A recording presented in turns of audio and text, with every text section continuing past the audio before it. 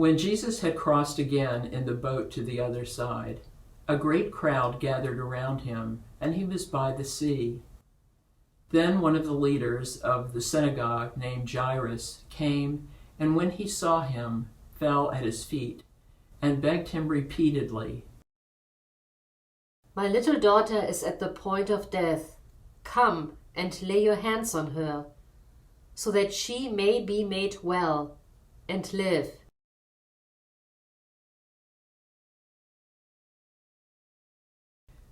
So he went with him, and a large crowd followed him and pressed in on him.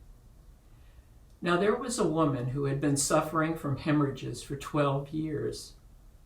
She had endured much under many physicians and had spent all she had, and she was no better, but rather grew worse.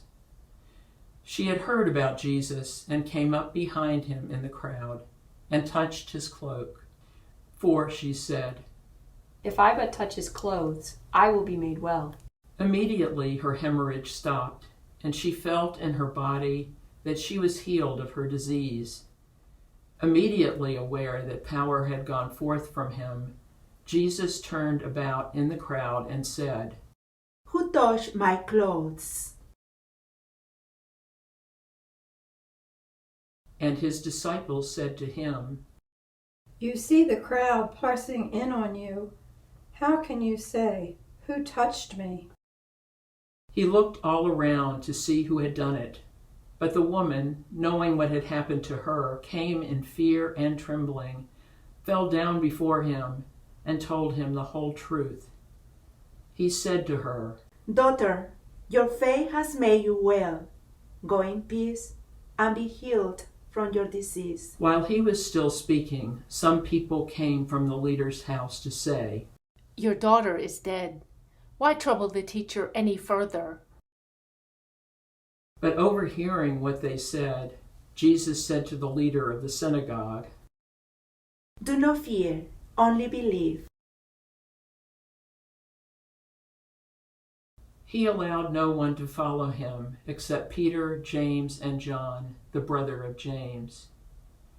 When they came to the house of the leader of the synagogue, he saw a commotion, people weeping and wailing loudly. When he had entered, he said to them, "Why do you make a commotion and weep? The child is not dead, but sleeping." And they laughed at him. Then he put them all outside and took the child's father and mother and those who were with him and went in where the child was. He took her by the hand and said to her, "Talitha cum," which means, "Little girl, get up." And immediately the girl got up and began to walk about. She was 12 years of age. At this they were overcome with amazement. He strictly ordered them that no one should know this, and told them to give her something to eat.